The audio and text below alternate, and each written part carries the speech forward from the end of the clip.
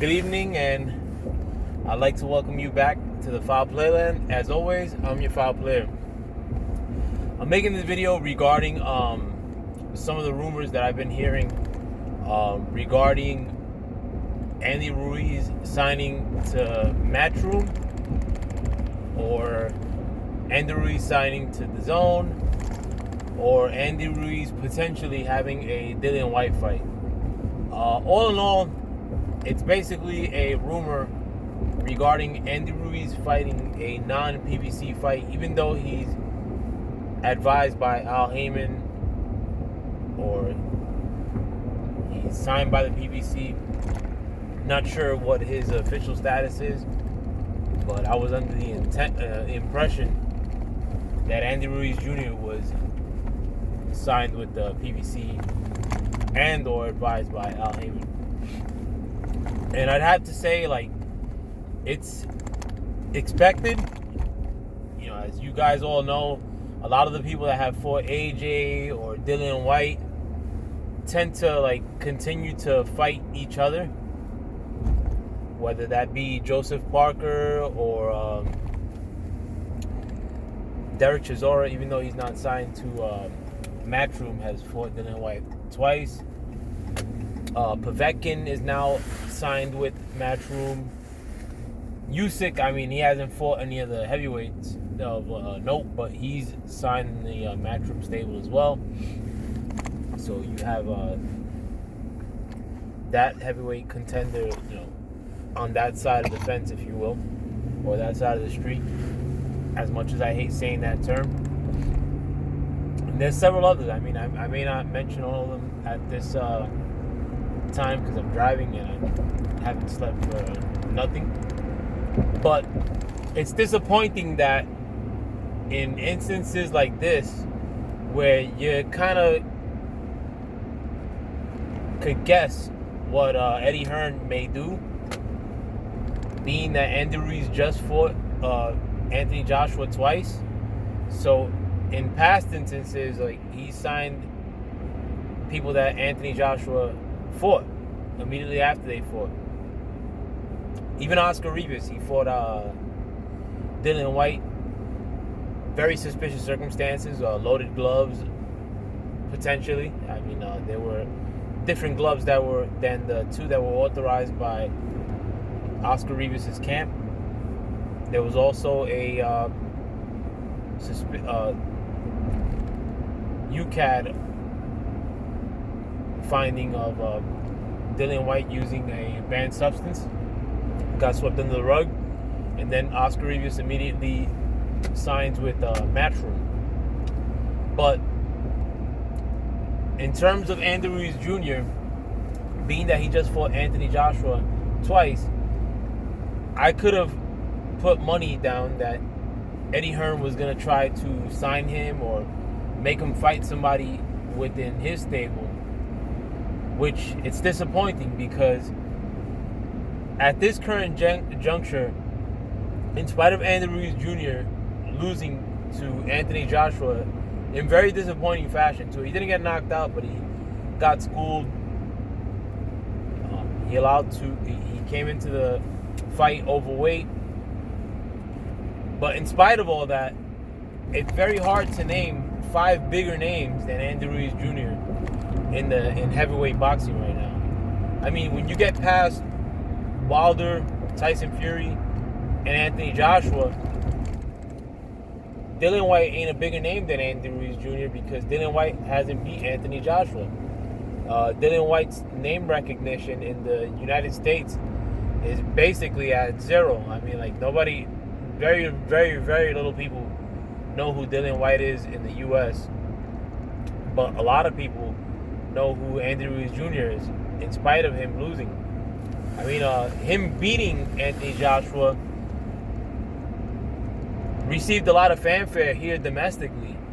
Him losing to Anthony Joshua, it's kind of like it really didn't happen because it happened in Saudi Arabia. It didn't happen in the evening like his first fight did, where he beat Anthony Joshua in Madison Square Garden in New York City. It happened at 4 o'clock in the evening, New York City time, and it happened on the app. I mean, like, it wasn't big news basically when he lost that fight, because he didn't lose like in knockout fashion, or a lot of people were disappointed in that fight and thought it was a little bit of a boring fight.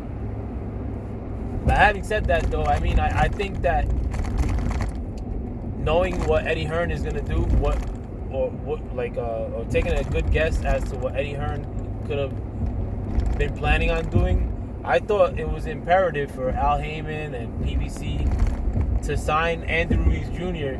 or keep him in tow.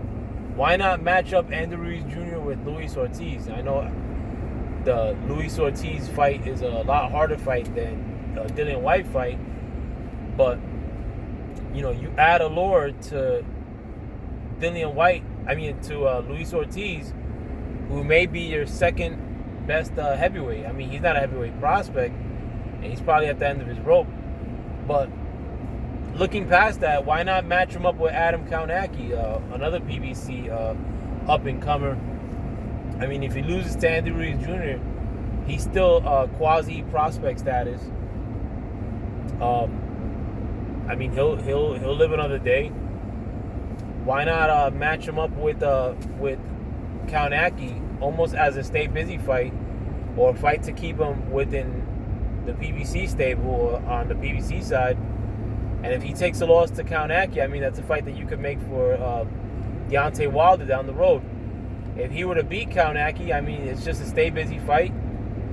God knows what happens in negotiations with Tyson Fury if they go for a three-peat, or with Anthony Joshua if Anthony Joshua follows suit and does what he's been doing for the past couple of years and avoid Wilder. If you make a match between Kaunacki and Andy Ruiz Jr., then you have a built-in opponent with the victor of that match to fight Wilder down the line. But it's just disappointing because a lot of times the PBC does things in a reactionary fashion when it comes to the heavyweight division, or when it comes to Wilder.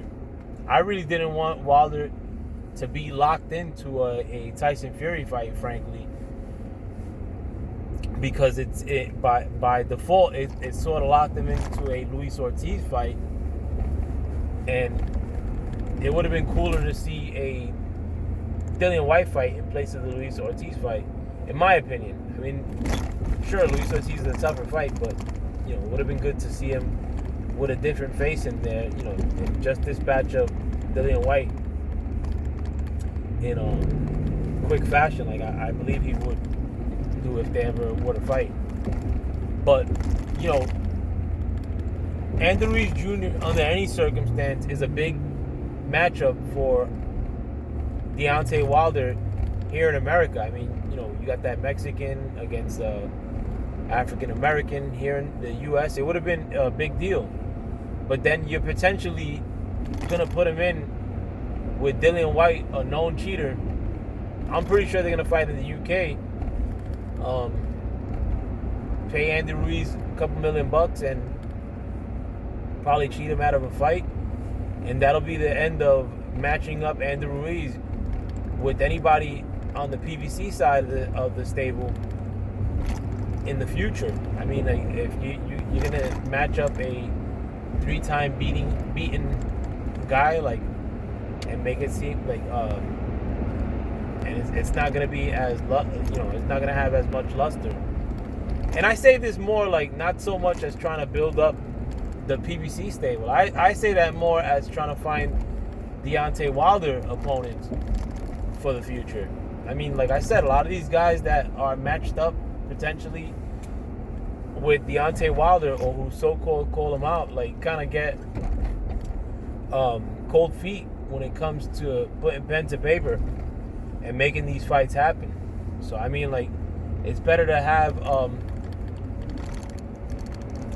a built-in fight for him down the line if things fall apart. I mean, and that's the Andy Ruiz Jr. against Deontay Wilder here in the U.S. is a pay-per-view match. That's potentially a 400, 500,000 selling pay-per-view fight here in America. Dillian Whyte versus Wilder ain't no pay-per-view match in America. I mean, it's gonna be a pay-per-view match, but it'll probably do comparable, if not worse, numbers than what Luis Ortiz Wilder did in their last pay-per-view. You know, a lot of people are hyped up to see Dillian Whyte get killed by Wilder, and I'm talking about people that like Wilder, like myself. But frankly, in the business sense, it doesn't equate to much. I mean, it just gets a mandatory out of the way, but it's not a big match. I mean, like, you know, you're still trying to take upward steps, or as far as building Wilder up, as far as on the pay-per-view side, as far as here in America, like with the casual fans. Dillian Whyte doesn't do that under any circumstance. Imagine if Dillian Whyte were the match for Deontay Wilder next, after he would fight Tyson Fury, and you show the highlights of Dillian Whyte's last matchup with that Viking guy, I forgot his name, who they kind of got off the couch, ranked like in the 80s, and Dillian Whyte fighting with this guy, life and death. And neither one of them, I mean, that guy wasn't doing any sort of action that looked cool on TV that you could show in some sort of highlight where punches are snapping, and neither was Dillian Whyte. I mean, Dillian Whyte wasn't doing nothing that looked too fantastic other than surviving. So you're telling me that you're going to make a match between Dillian Whyte and Wilder here in America and that be a big sell? I don't think so. I mean, like that, and again, Dillian Whyte's an unknown in America. But it's disappointing that PBC does these things without like any forward thinking. I mean, a lot of times, like, we say, oh, they got a plan in mind. It just doesn't seem like they have a plan in mind, like, for the future. I mean, sure, they're making pay-per-views happen, but they kind of like seem like they're like just grasping and pulling two names out, like with a lot of these pay-per-views, which they shouldn't even be on pay-per-view for the most part. But you know, I don't care about anything like any of the other guys that fight pay-per-view. I care more about Wilder because a lot of people, you know, in the media, on YouTube, you know, make careers of bashing him. So, you know, you want to make sure that he doesn't lose a step in comparison to his peers or his competition. With that, I'm out. I gotta finish this video because I don't got that much space on my phone. But thanks for checking me out. I'm currently in the Holland Tunnel, or Lincoln Tunnel, that is. But yeah, let me know what you guys think. With that, thank you for stepping into the Foul Playland.